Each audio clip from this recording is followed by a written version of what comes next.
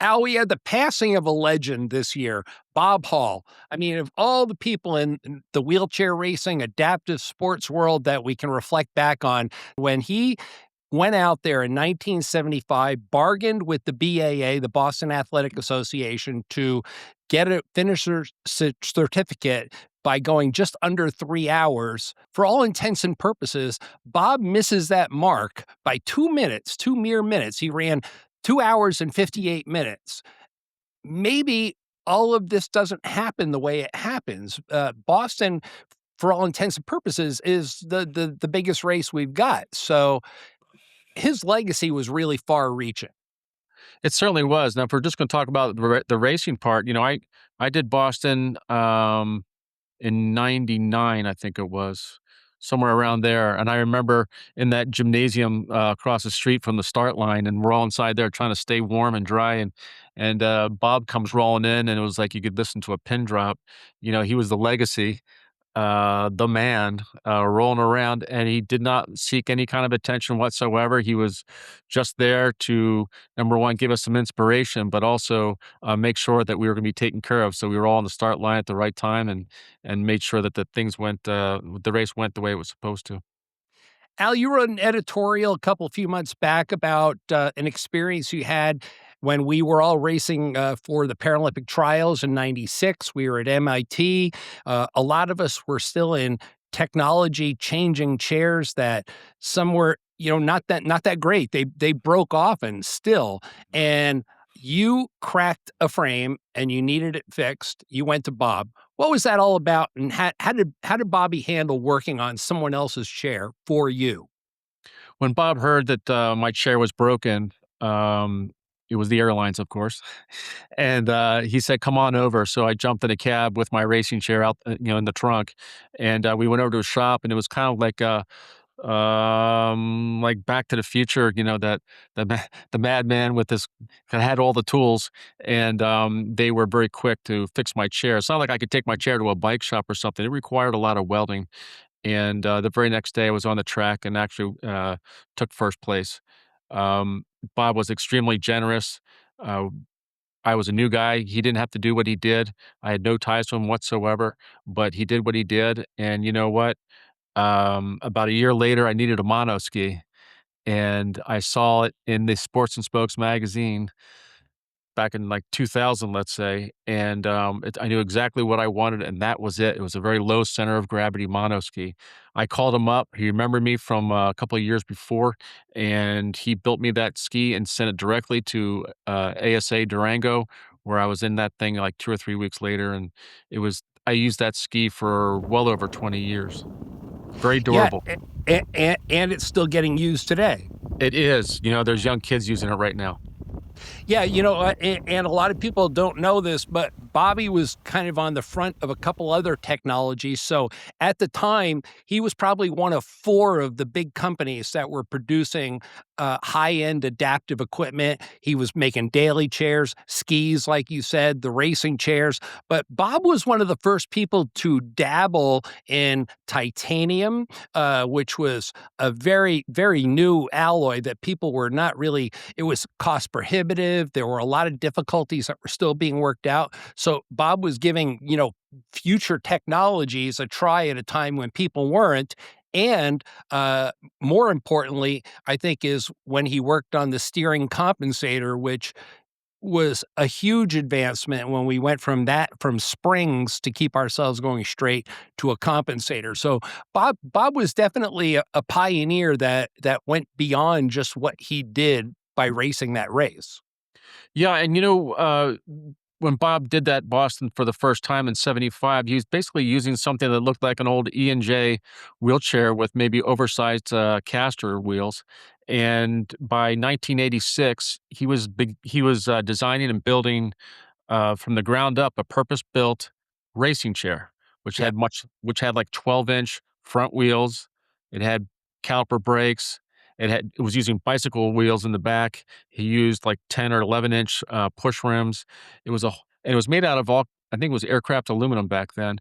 But that chair, that first production chair, is actually in the Museum of Modern Art in New York City. in as part of an exhibit for adaptive equipment.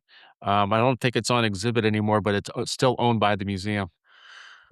Yeah, there was so much technological change, and Bob was definitely a part of that. But I'd like to get back to the fact that I think in so many ways, beyond the fact that Bobby got to the finish line in under 3 hours and did what he said he was going to do, that in many ways, he philosophically created a platform by which we could start to talk more about.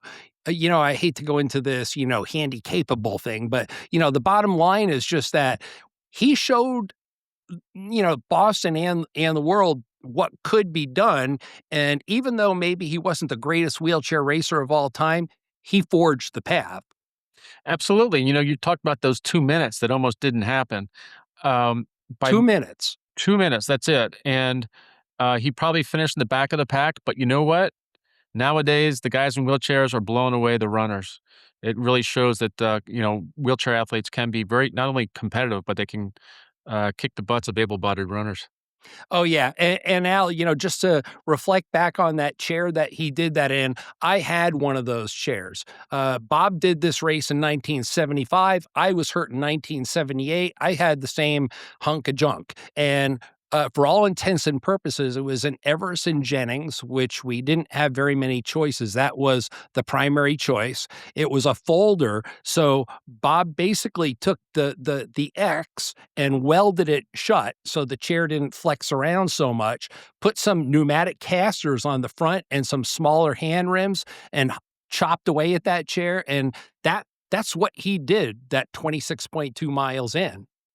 It was really incredible. Everybody in Boston knows who Bob is, right? He really changed, the way people look at people in wheelchairs. It's no longer the pity thing, as you said. It's they recognize us as real athletes now. From your perspective, I know that you've had one-on-one with Bob, and you know this world as well as I do.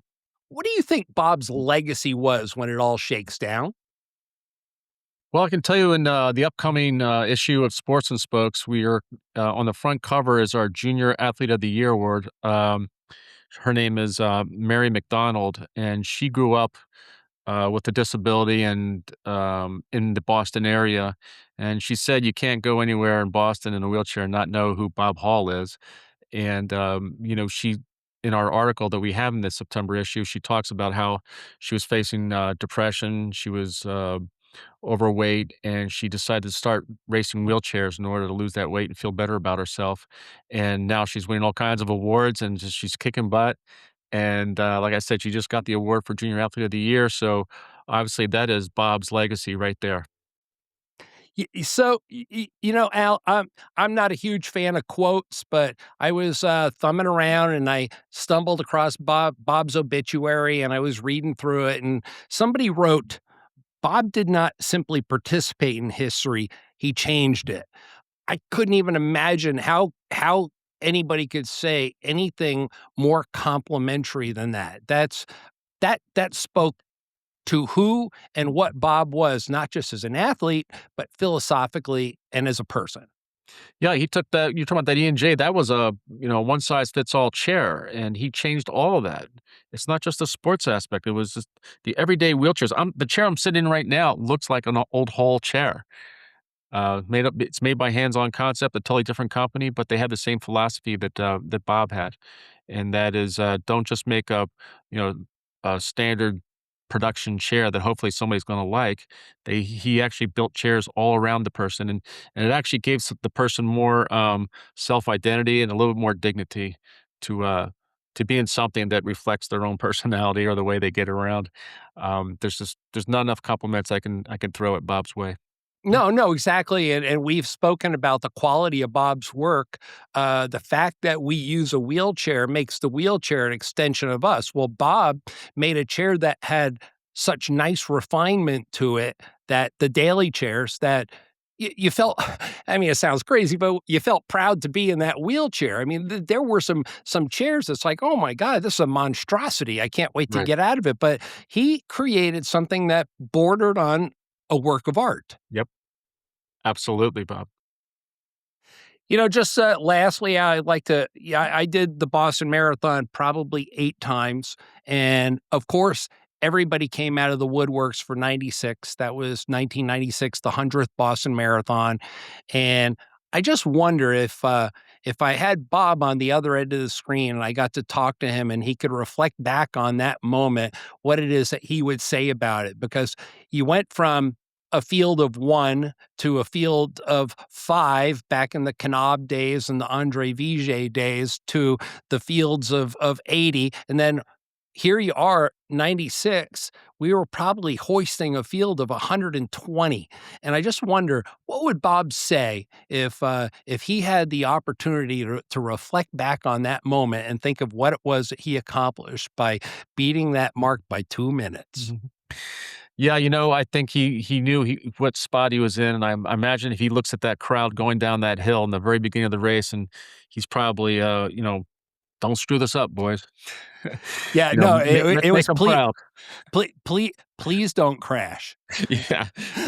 Although that happened, yeah, I think that we are all children of Bob Hall, and, I just hope that we all make him proud by continuing his legacy. Al, I think we both are in pretty much consensus about how we feel about the man. He just passed last year. Rest in peace, Bobby. He definitely was a trendsetter. He was a pioneer. He forged great paths for us, and I don't think wheelchair racing would have been what it is without Bob Hall. Your last thoughts? No doubt, Bob. Every time I look at Sports and Spokes magazine, I see those old pictures, whenever I see, coverage of the wheelchair division at Boston Marathon or even any marathon at all, I just think, where would we be without Bob Hall? I don't think there's a really better way to sum that up, Al. Thanks a lot, man.